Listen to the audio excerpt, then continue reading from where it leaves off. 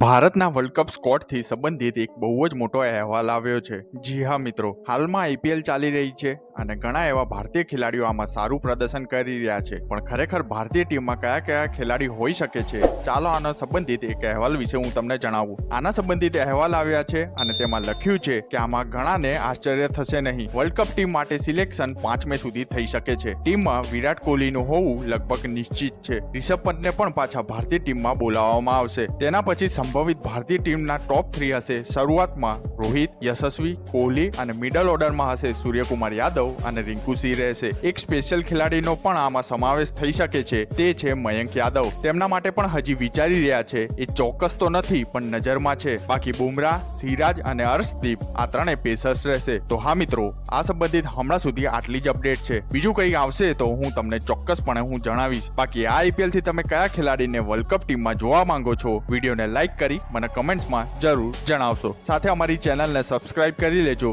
જેથી તમને ક્રિકેટને લગતા આવા સમાચાર મળતા રહે।